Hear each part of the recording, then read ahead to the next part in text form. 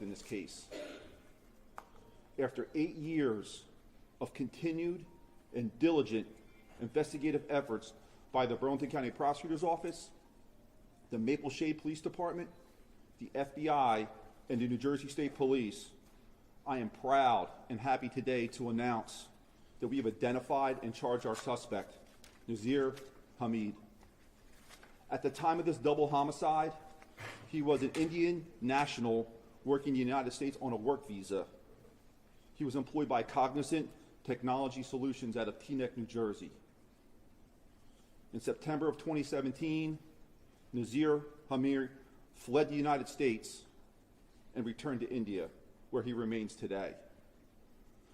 I'd like to welcome up to the stage and the podium Lieutenant Brian Cunningham. He's one of many detectives in this case who has continued to move this case forward. He's going to fill in the blocks, discuss some of the timeline and the investigative efforts that were made during this case to bring it to this point today. Lieutenant Brian Cunningham, if you would, please step up. Thank you. Thank you, Chief Thornton. Good afternoon. My name is Brian Cunningham, and I'm a lieutenant assigned to the Major Crimes Unit of the Burlington County Prosecutor's Office. I'm also currently the lead investigator in the Nara homicides. I would like to go over this afternoon some facts which led us to today, as well as the efforts put forth by our office and our law enforcement partners to navigate the challenges when investigating a suspect who is in another country. But before I do that, I want to applaud the effort put into this case by the investigative team. Multiple agencies and investigators worked tirelessly for years to ensure someone would be held accountable for these heinous murders. This was a prime example of resilient police work in the pursuit of justice. Our investigation began on March 23, 2017, when Hanu Nara arrived home to the unimaginable. Located inside of his apartment were the bodies of his wife and 6-year-old son. Both victims had been brutally stabbed to death. In processing the crime scene, multiple bloodstain samples were collected by detectives. In analyzing the blood, one droplet collected did not belong to either victim or Hanu Nara. Given these circumstances, detectives believed this droplet belonged to the suspect. This investigation saw countless interviews conducted, financial records thoroughly examined, reviews of rideshare application records, cell phone records, and advanced methods used by law enforcement to review geolocation data to seek out digital footprints. As a result of these investigative efforts, we learned Hanu Nara was, at times, being followed by Nazir Hamid for a significant amount of time prior to the murders. Unfortunately, by the time Nazir Hamid was believed to be a person of interest, we also had learned he relocated back to India approximately 6 months after the homicides in September of 2017. Who is Nazir Hamid?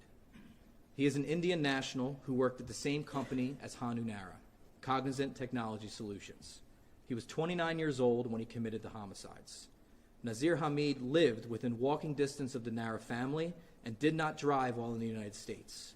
Investigators learned he had a strong background in technology and went to great lengths to conceal and hide his criminal activity. With the suspect identified, the blood droplet collected was sent to Parabon Nanolabs with assistance from the Federal Bureau of Investigation. The blood type was found to be the same blood type as Nazir Hamid. Additionally, from a genealogical standpoint, belonged to an Indian male with no relation to the victims. With this information, the hunt for Nazir Hamid's DNA began. We worked with our federal partners and authorities in India to approach Nazir Hamid to ask if he would consent to a DNA sample. Nazir Hamid declined that request. For over a year, we worked with the Department of Justice to examine other crimes to charge Nazir Hamid with in an effort to extradite him back to the United States and obtain a DNA sample. Unfortunately, nothing reached the level to bring him back to this country other than criminal homicide. In 2023, we filed a mutual legal assistance request to the Indian government seeking Nazir Hamid's DNA be obtained by court order. This request has been received by the Indian government, but to this day, they have not completed it. With mounting legal challenges due to the suspect being overseas, alternative investigative strategies were discussed. In 2024, our office confirmed that Nazir Hamid was still employed by Cognizant and working in Chennai, India. Additionally, investigators learned Nazir Hamid was assigned a company laptop. Legal process was served to Cognizant for the laptop exclusively assigned to Nazir Hamid. Cognizant complied with the court order and shipped the laptop internationally to New Jersey, where it was immediately delivered to the New Jersey State Police DNA laboratory. Investigators sought and were granted an additional court order to forensically process the laptop for a DNA sample. Ultimately, a DNA contributor was able to be obtained from the laptop, which matched the DNA from the unknown blood droplet from the crime scene. Again, this result would not be possible without the efforts of past and present investigators who have worked this case since March of 2017. While it is important to highlight charges, our work continues every day until Nazir Hamid is brought back to the United States and convicted for these horrible crimes. Thank you. Thank you, Lieutenant Cunningham. Next to the podium, it's going to be Chief Chris Fletcher from the Maple Shade Police Department. Chief?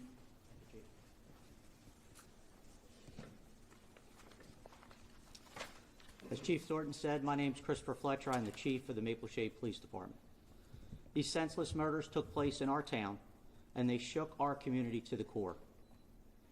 The scene that day was unimaginable, and it affected our agency unlike any other crime in recent memory. Those who responded saw the carnage of a mother and her young child who spent their final moments fighting for their lives. This investigation has been conducted in full force from the day it began. It was mischaracterized by some as being stalled and stagnant, but that was not true. The case never went cold. New leads were developed throughout the investigation, and all of them were run down, which has led us here today to announce these charges. Let me be very clear. Our commitment to bringing justice for Shiskala and Anish Nara never wavered. 2 photos hang in our detective bureau, one of Shiskala and Anish together and one of Anish at school. Those images reminded the investigators each and every day that they carried the responsibility of solving this terrible crime. I want to personally thank the prosecutor's office for their close partnership with our department. Their support and determination has been vital in bringing this case to its conclusion. Finally, I want to thank you, our media partners, for being here today. Your coverage can help ensure this case receives the attention that it deserves, and to also encourage our federal partners to help take the next steps towards justice. Shiskala and Anish deserve nothing less. Thank you.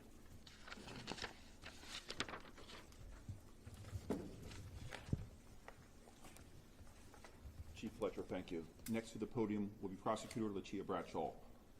Prosecutor?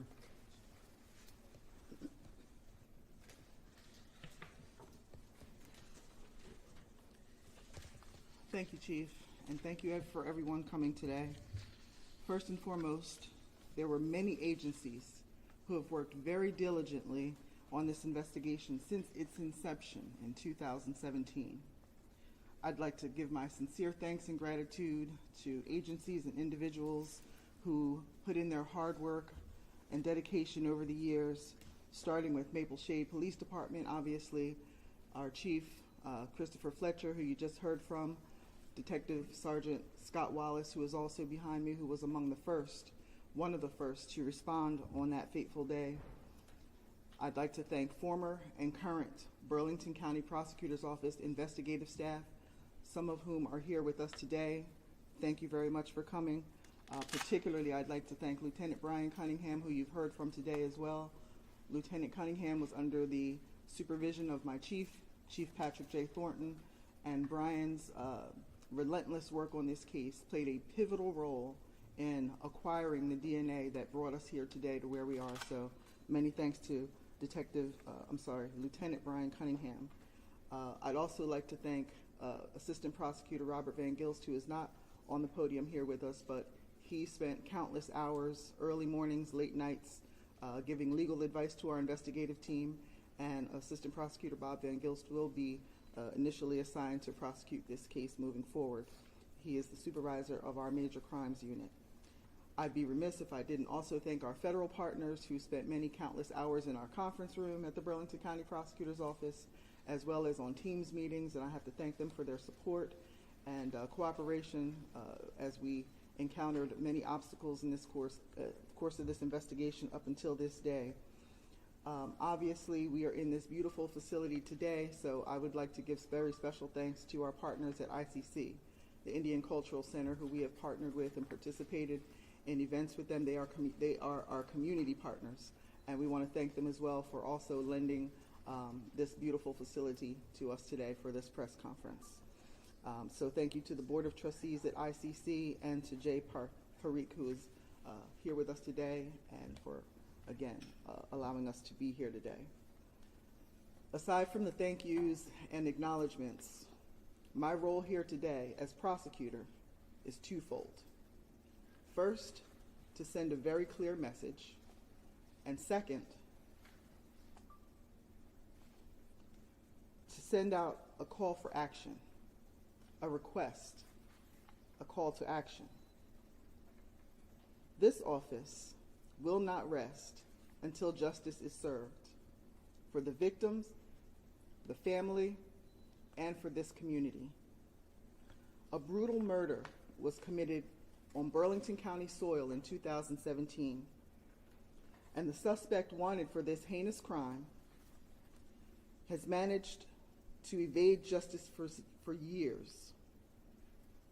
Nazir Hamid has managed to evade justice for years, and he must be held accountable. So to that end, we call upon the United States government and the government of India to take swift and decisive action to ensure that this individual is extradited without delay to face the charges that await him here. The passage of time does not diminish the gravity of these crimes, nor does it lessen our resolve. No border, no distance, and no delay should stand in the way of justice. The people of Burlington County deserve closure. And these now silenced victims, one a mother and one a mere child of 6 years of age who was nearly decapitated, deserve their day in court. They deserve their voices to be heard through a rigorous prosecution. So we urge full cooperation between our nations to demonstrate that those who commit violent crimes cannot flee accountability by crossing oceans. So our message is clear. We did not forget, we did not forgive, and we will not stop pursuing those who take innocent lives in this county. Justice must and will prevail. Thank you. Thank you, Prosecutor. I also want to once again acknowledge the New Jersey State Police, the DNA Lab, who played obviously a vital role in this case. Just to close out real quick, going to bring our community partner, Jay Parikh from ICC, to say a few words on behalf of our office and the community. Thank you, Jay.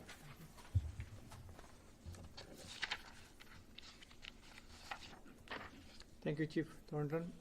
Thank you, everyone, for being here. On behalf of ICC and the Indian community in South Jersey area, I would like to express our sincere gratitude to the Burlington County Prosecutor's Office, the Maple State Police Department, New Jersey State Police, FBI, and all other law enforcement agencies involved in the investigation of this 2017 homicide case. In 2017, the Burlington County Prosecutor's Office reached out to representative of the Indian Cultural Center seeking the community's assistance in solving this case. At that time, they assured us that they would continue to pursue every lead and make every effort to ensure the safety of the Indian community in South Jersey. Since then, they have worked diligently with the Maple State Police Department and the FBI and the New Jersey State Police to bring resolution to this case. We are deeply grateful to everyone involved for their dedication and perseverance over the past 8 years, despite the many challenges and setbacks and courage along the way. Thank you. Thank you. All right, as our PIO had mentioned prior to starting, we still obviously do not have a motive in this investigation. It is an ongoing investigation, but we're definitely going to entertain questions today from the press. If anybody would like to start. Sir? Could Detective Cunningham address the fact that the scene was horrific? You have the mother, the child, and yet the investigators found one drop of What does that say about the investigators or the approach that you take to this sort of thing? That there wasn't a spotlight on it saying, look over here.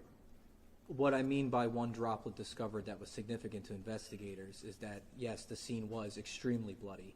And during investigations of crime scenes, multiple swabs of different blood stains are collected. In analyzing all the numerous blood stains that were collected, one jumped out as significant because it did not appear to be the victim's blood, and it did not appear to be the blood of Hanunara or anyone of relation to the victims. This was an unknown blood droplet from an unknown contributor, which made us believe that this blood droplet possibly belonged to the person who committed these crimes. When you say that the suspect followed the victims for quite some time, can you describe that in a little bit more detail? Was it physically following them or monitoring them? What did that entail? It was physically following them. Kind of jumping off of that, how would you describe the suspect's relationship with the victims and the victim's husband and father prior to this? Were they friendly? Did they just happen to work for the same company? Did they have any interactions? Factually, what we can say is that they did work with the same company, and based on the circumstances, obviously there was a personal sort of vendetta against Hanunara. But what we can confirm is that they worked at the same company together. That is by far the relationship that we can sew together. It was characterized up here that he fled later that year. Is that the correct characterization of that? He fled, or did he just leave the U.S. and go back to India?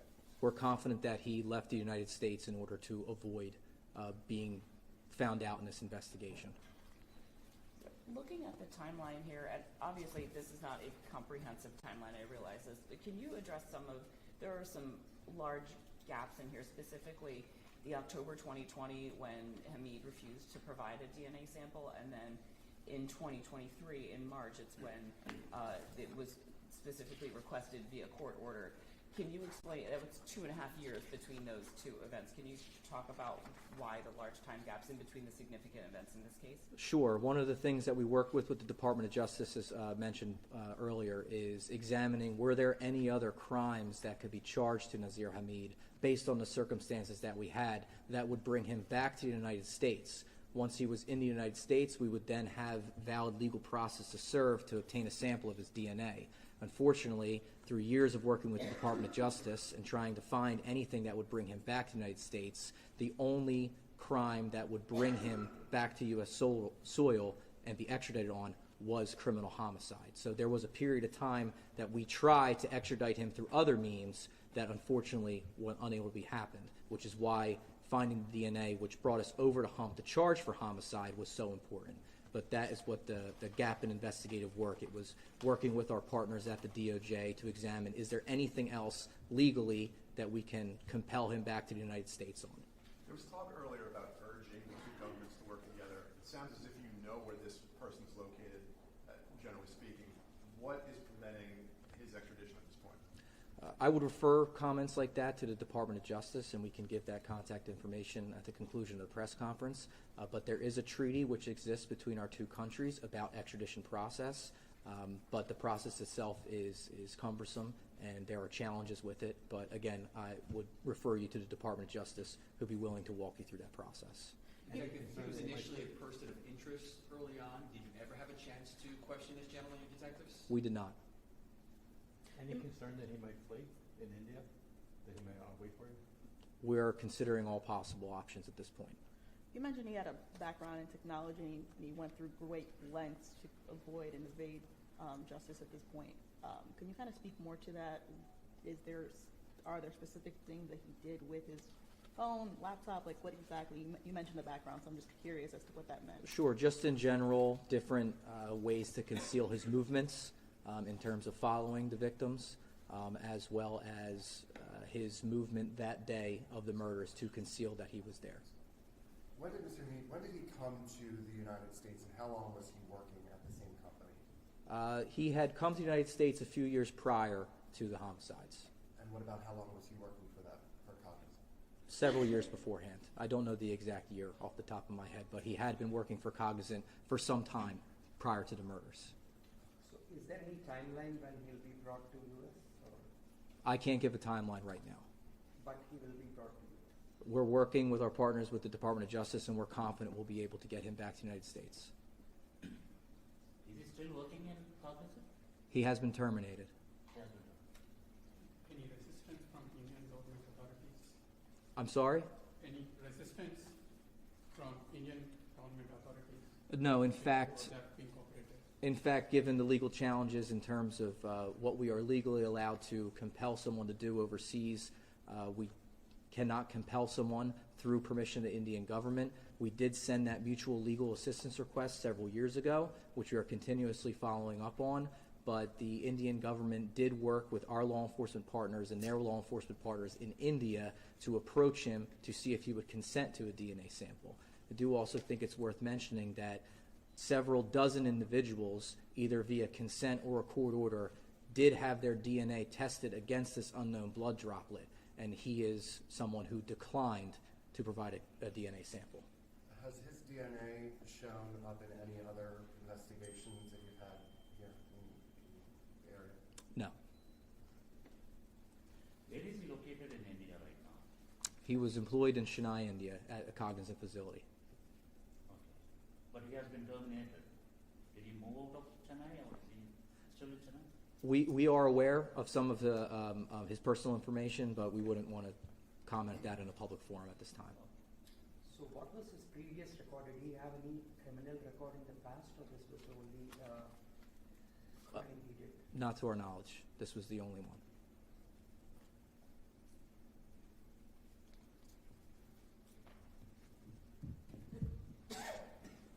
Any other questions at this time? Is it a concern at all at this point if he's aware of this charge that he could flee? I know there was a question kind of related to that, but is he aware of the situation, and does that compel your office to act in other ways in order to prevent him from trying to flee in some other way? We understand that during the termination process at Cognizant, he was made aware of charges in the United States. I'm not sure to what degree he's aware of the charges, as far as specific charges. Based on human nature, we will assume he's starting to 1 + 1 figure out what's going on at this point in time. And we'll be prepared if he does decide to flee India. If his blood was confirmed to match the droplet at the scene almost a year ago, why have this now? What's the significance of the timing of announcing this now? Well, we've been continuing this investigation, again, as Lieutenant Cunningham had mentioned, making attempts to get a confirmed DNA sample from him and try to have him extradited back to the United States on other charges. At this point in time, the biggest purpose of us being here today is to get this out to the public, to make them aware of who this individual is. And as the prosecutor had mentioned, we want to bring him back to the United States to face justice for the horrific crimes that he has committed. And that's why we're here today. Have you been in touch with the family, the surviving family, and what have their thoughts been about this, or what's their status at this point? Lieutenant Cunningham? Yes, we've been in touch with the victim's family, and we also have spoken to Hanu. Obviously, everyone is very shaken up by this news, but they look forward to continuing to work with us and assist us in any way possible. Any motivation? Any motivation being traced? Like, what is motivated for fleeing?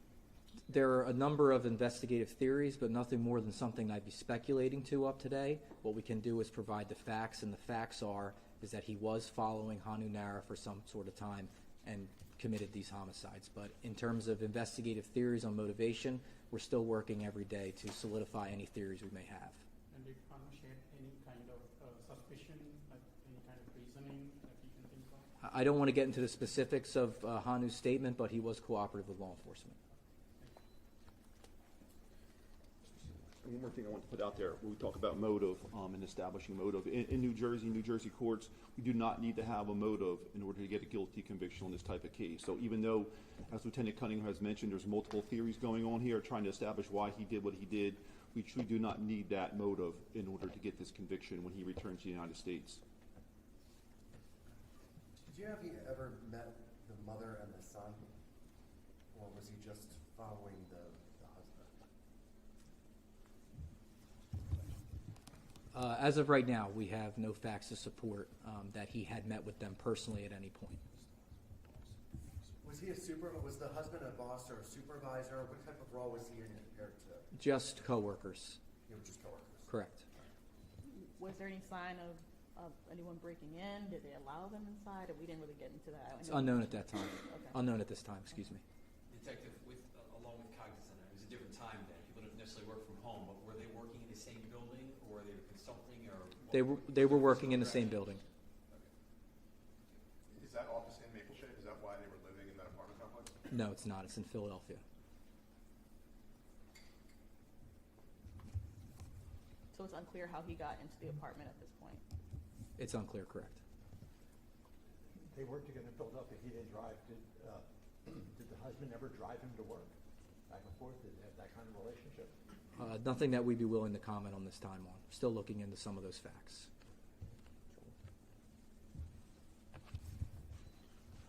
All right, again, we thank everybody for coming out here today. It's truly appreciated, all the investment, all the interest, and again, bringing Nazir Hamid back to the United States to face justice. Thank you. Appreciate everybody today. Thank you very much.